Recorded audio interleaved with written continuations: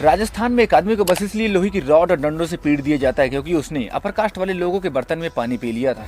ऐसे केस हमें आए दिन देखने को मिलते हैं जब किसी लोअर कास्ट वाले लोगों को अपर कास्ट वाले लोग केवल इसलिए डंडों से पीट देते हैं क्योंकि उसने उनके बनाए के घटिया नियम फॉलो नहीं किए। और आपने कई लोगों को रिजर्वेशन यानी कि आरक्षण के बारे में भला बुरा कहते हुए सुना होगा कि हम इनसे ज्यादा मेहनत करते हैं लेकिन इनका नंबर कम होने की वजह से इनको सीट्स आसानी से मिल जाती है और हमें नहीं मिलती है। ये रिजर्वेशन हटा देना चाहिए और सिर्फ गरीबों को ही आरक्षण देना चाहिए। और कई लोगों का यहाँ तक कहना है कि इस कास्ट बेस्ड रिजर्वेशन को हटाकर मेरिट बेस्ड रिजर्वेशन लाना चाहिए। लेकिन क्या जो इसके पीछे का लॉजिक है वो सही है? आज के इस वीडियो में हम यही जानने वाले हैं। और हम इस वीडियो में ये भी जानेंगे कि क्या ये जो कास्ट बेस्ड रिजर्वेशन है वो सही है और इसके क्या इम्प्लीमेंटेशन हुए हैं और इससे डिप्रेस्ड क्लास के लोगों का कितना भला हुआ है।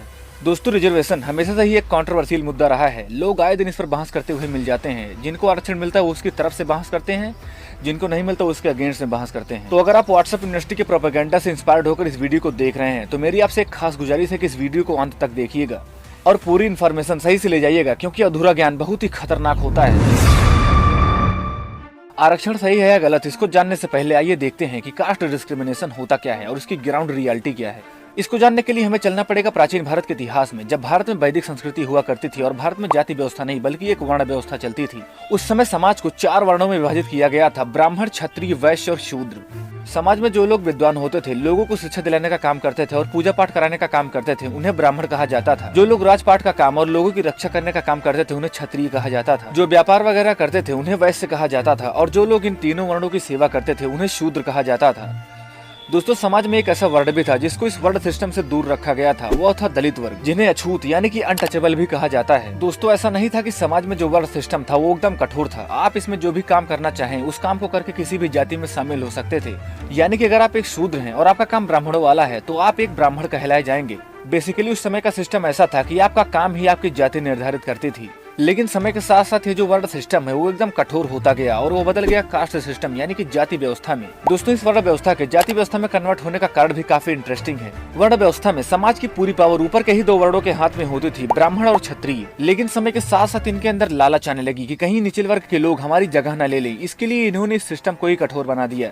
यानी कि अगर आप एक शूद्र के घर पैदा हुए हैं और आपका काम ब्राह्मणों वाला है लेकिन फिर भी आपको शूद्र ही माना जाएगा। यानी कि उस समय का सिस्टम ऐसा हो गया कि आपका काम आपकी जाति निर्धारित ना करके आपकी जाति आपका काम निर्धारित करने लगी।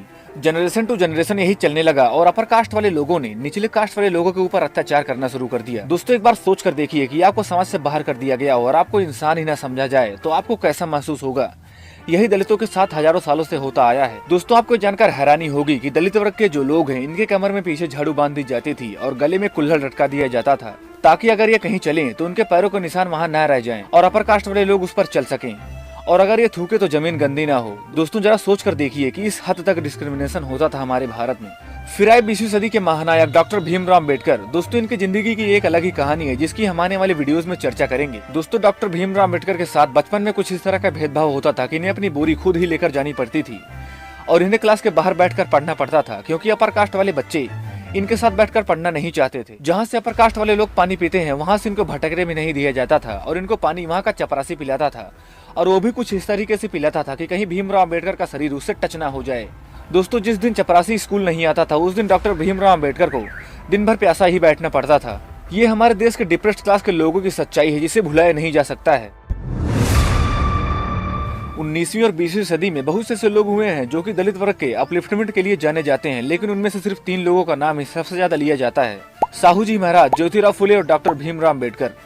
दोस्तों, साहू जी महाराज ही वो ऐसे पहले व्यक्ति थे जिन्होंने अपने राज्य में आरक्षण को लागू किया था। दोस्तों, दलित वर्ग के उत्थान में डॉक्टर भीमराव अम्बेडकर का नाम सबसे ज्यादा लिया जाता है। इन्होंने 1930 में अंग्रेजी सरकार से दलित समुदाय के लिए एक सेपरेट रिप्रेजेंटेशन की मांग की और अगस्त 1932 में ब्रिटिश पीएम रैमजे मैकडॉनल्ड्स ने भीमराव अम्बेडकर की इस मांग को स्वीकार कर लिया और दलित समुदाय के लिए सेपरेट इलेक्टोरेट देने का निर्णय लिया, जिसके तहत सभी माइनॉरिटी और डिप्रेस्ड क्लास के लोगों को सेपरेट इलेक्टोरेट दी जा रही थी।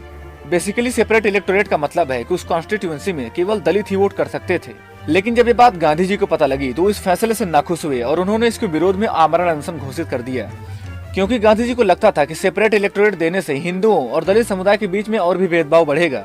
लेकिन डॉक्टर भीमराव अम्बेडकर भी अपने फैसले पर डटे रहे क्योंकि उन्हें पता था कि दलितों के उत्थान के लिए सेपरेट इलेक्टोरेट का होना जरूरी है।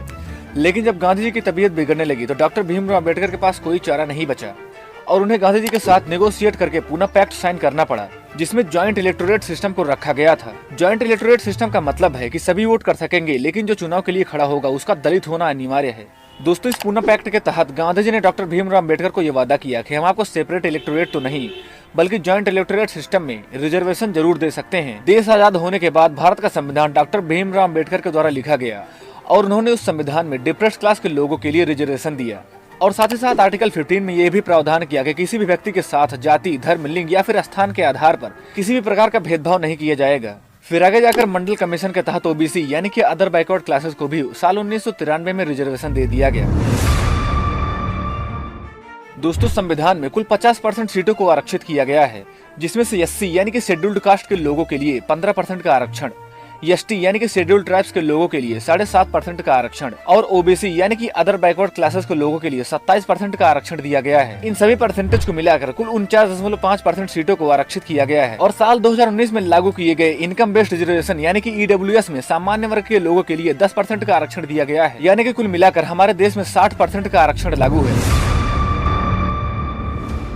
दोस्तों, अगर बात की जाए कि रिजर्वेशन से डिप्रेस्ड क्लास के लोगों का कितना भला हुआ है, तो जी हाँ दोस्तों, रिजर्वेशन से उनका भला हुआ है। इनकी समाज में रिप्रेजेंटेशन पहले के मुकाबले काफी बढ़ी है। जहां साल 1950 में 2 लाख से भी कम डिप्रेस्ड क्लास के स्टूडेंट हायर स्टडीज में इन्वॉल्व थे, वहीं पर साल 2000 आते आते इनकी संख्या बढ़कर 70 लाख तक पहुंच गई। 1970 में जहां एससी और एसटी का रिप्रेजेंटेशन 7% और 1.6% था, वहीं 1990 आते आते यह 7.8 और 2.7% तक बढ़ गया और लेटेस्ट सर्वे के अनुसार ये और भी बढ़ा है।